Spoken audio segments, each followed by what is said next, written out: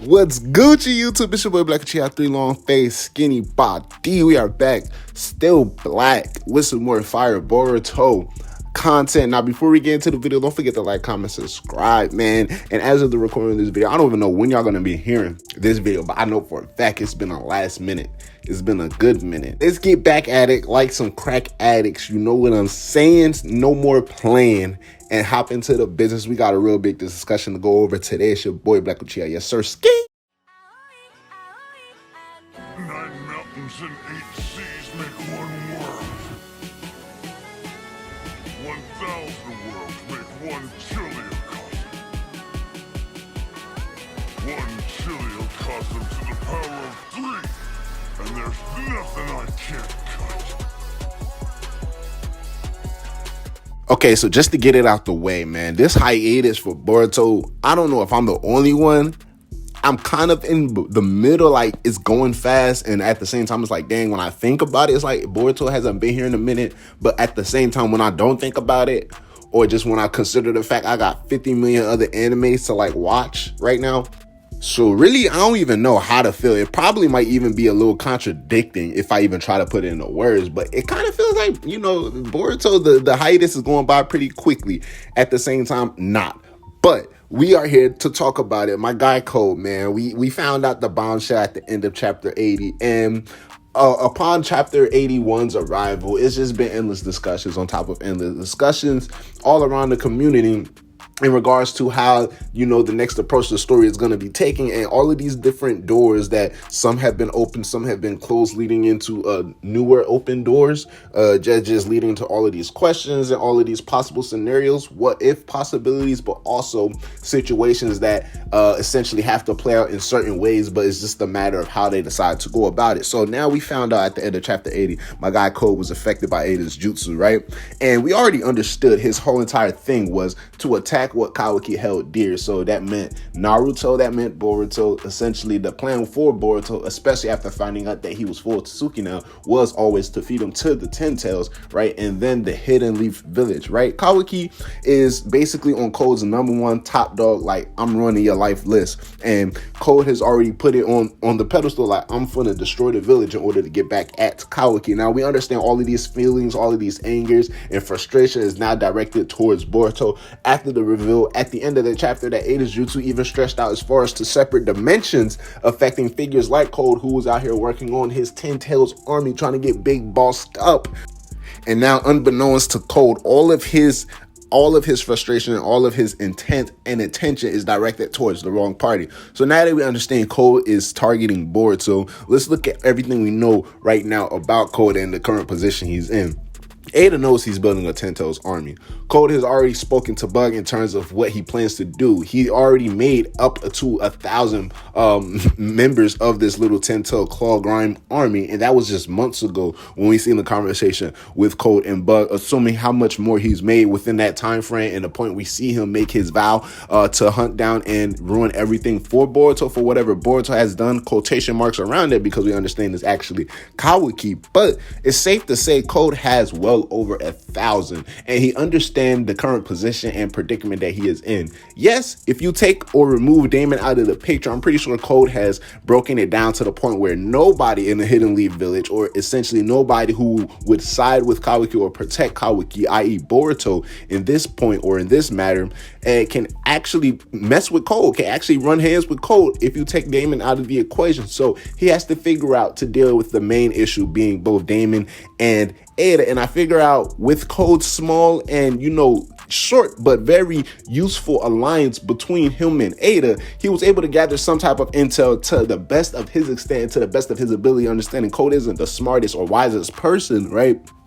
But in order to take advantage of Eida, just off of the things that we know about Eida, Eida has this power. She can see everything at the same time. Yes, everything that's going on in real time.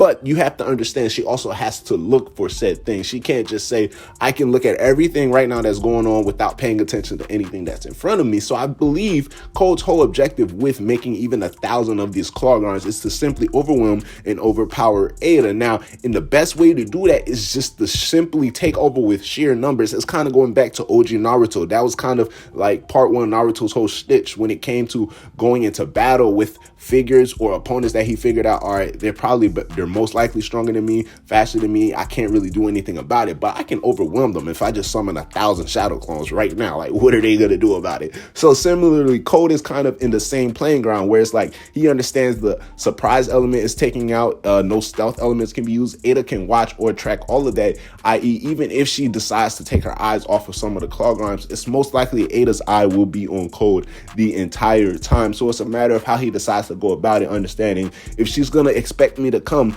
I might as well just come full force, you feel me? Pause. But I might just, like, at the end of the day, just pull up and let y'all really know what's going down if y'all going to expect me at the end of the day. So I feel like Code has no choice but to overwhelm and overpower once his attack on the Hidden Leaf changes. Now, his approach to destroy the village, all of that changes because his whole point of doing this is to get at Kawaki. Now, essentially, right now, we understand he is focusing on getting at Boruto with his attack, with all of his attentions for Boruto doing all the things that he expected Boruto had done, when essentially it actually is Kawaki. But Code doesn't know, right? Code isn't just simply going to be able to track down Boruto, be like, oh, Boruto isn't in the village, or let me figure out where Boruto actually is in order to track down Boruto, right? He made a promise to Eida to not go after Kawaki, and he also said he won't do so until he becomes an Otsutsuki. So I feel like Code's actions are going to be very key and very integral for the next part of Boruto's story, and I'm talking about the next prophecy. So essentially, we've been dealing with the first part of Boruto's story, focusing on Boruto, Naruto, Kawaki, and how everything comes to play. And Momoshiki's prophecy has kind of been a centerfold and the looming background threat behind all of that. And then Toneri's prophecy has kind of been played in the back. And now as we slowly get the more events and more things and information unfolded, revealing Momoshiki's prophecy, understanding the whole entire thing of the omnipotence, everybody forgetting Boruto is Boruto, coming into play, it's more of Toneri's prophecy coming into light after we understand, okay, Boruto has gotten his star, right? Boruto has gotten into certain predicaments that is going to take some type of otherworldly power, right, in order to not only put him on the same pedestal or the playing field of the things that he has to deal with, but also to revert things or to probably fix things and to place things as they should be. And that overwhelming power can, or most likely will be, no other than the Jogan itself. So focusing on the eye, and we know that Toneri's main thing, his main whole centerpiece around his whole prophecy was Boruto's eye being the star of hope, was Boruto's eye, being that saving or that one beneficiary factor in order to bring the ninja world or the human race into, a land of hope and a land of peace. So we see how Toneri's prophecy has started to slowly come back into light of this story. The anime focused heavily on Toneri's prophecy, whereas the manga really put its focus into Momoshiki's prophecy. But some of the things are starting to, be spread out. So we understand Boruto's eye, he got his scar. We understand the things in Boruto's case right now where it's like his eye is completely damaged. The only time we've seen him open his eye from the point of getting the scar, even if we look into the flash future forward scene, is either A, when Momoshiki has the Byakugan activated, or when Boruto himself has his Jogan activated. So looking more into how Boruto awakens his eye powers and comes to an understanding of how all of these things play together, and how does this all have anything to do with Code. I believe Code's action is going to trigger a string of events that honestly Code has no idea that he's going to be dealing with right now. Code understands the position he's in. I feel like he's come to the terms that overpowering and overwhelming Eida and the Hidden Leaf Village is going to be the only key, and is going to be the only choice, and not just with the claw grinds. I wouldn't find it so far-fetched to believe. Basically, at this point, you don't really understand what Kishimoto has decided to do with the path of the story, and based off the curveballs we getting so far, it wouldn't be far-fetched, right? Code finding a different means or some type of otherworldly means to gain more strength for the meantime, because his main goal is the chakra fruit of Earth, right? But who's to say Code won't seek another chakra fruit? Code already told Eida he's gonna become an Otsutsuki first, and then do what he has to do in terms of deciding on his feelings towards her, right? And we understand how that relies to Kawaki and to Boruto needing to feed one of them to the 10 tails. And Eida already made her declaration for Code to stay away from Kawaki or what Kawaki holds dear. At the time being, Kawaki holding dear being Boruto, also falling into that category. So right now, Code's mindset is, at the end of the day, his next move, he's going to have to turn or break Eida's warning and go about it in a way that he has no choice but to be successful in his outcome. So he has no choice but to overwhelm them, and his moves automatically is going to affect not just the human race as a whole, but I feel like the Otsutsuki clan, because he's trying to carry out something that essentially he has no idea that he's messing with. So possibly something or someone that he comes across in a separate dimension in order to go further or to reach a certain point inside of his goal can trigger these events. But I feel like the lingering thing with Code starting a war against the Hidden Leaf Village is going to somehow include the Otsutsuki clan and ultimately tie into the starting events of Boruto needing to become that key figure to ultimately defend the world, and not just Boruto right now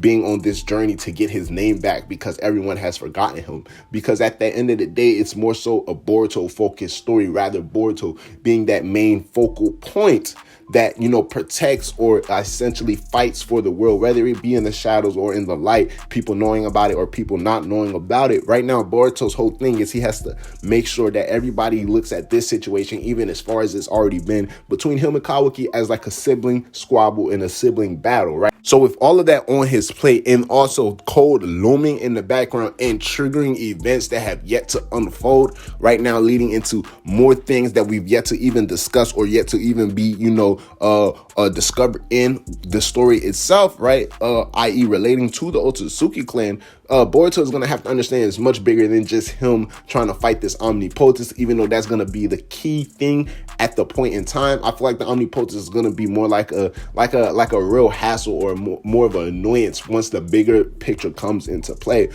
So Code's next move is kind of in the open for everybody to see. It's just a matter of how prepared will he be for his next move. Will the overwhelming sheer force and power be enough to keep Eida and Damon distracted in order to Code to allow the opportunity to infiltrate the Hidden Leaf in a more stealthier way, or to infiltrate the Hidden Leaf in a better opportunity he initially would have, right? Probably targeting someone like Kawaki or even Boruto at the time, believing Kawaki to be Boruto with the intentions of feeding Kawaki to the Ten Tails. I don't find it too hard to believe, right? And it's going to be real interesting once Code realizes how he is affected by this jutsu, how everything has been tricking his mind. And I don't think Code is going to simply sit back and take that lightly. Code has been taking a lot of L's, and the frustration has been building up. If they want to do the character right and the character justice, upon realizing Code just taken another L in terms of being useless in these field of events, it might trigger something else in Code, right? Into doing something that he has no business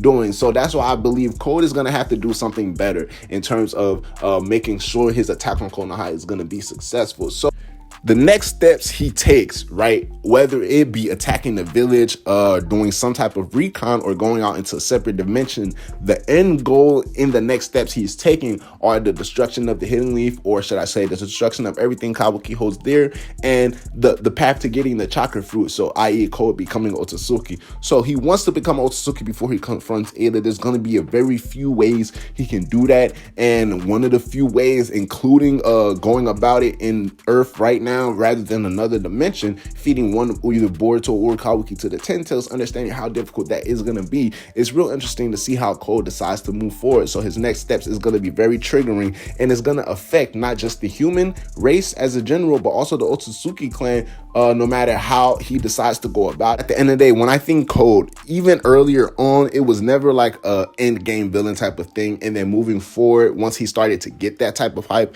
but then understanding a lot of the L's that he's taken, it was still even hard to imagine him as an end game type of thing. But you can see the Shigaraki resemblance, like they're building him up or they're tearing him down in order to build him up. But still, even with the weight of these events going on right now, I feel like Code is just too much of a minor nuisance, just simply, attacking the village on revenge, or just simply attacking the village, and he doesn't even know exactly everything that's going on right now. So I feel like his actions are going to be very consequential and ultimately lead into Boruto fulfilling Toneri's prophecy and the start of a much bigger and much more major conflict between the humans, or should I say the shinobis and the Otsutsuki clan. And Code is going to be somehow the key into starting all of that, because at the end of the day, no matter how I picture it, Code becoming the end game villain is kind of, it just doesn't fit into the puzzle, right? Just based off of the wheels, just based on the way the story has been turning, that doesn't work for Code right now.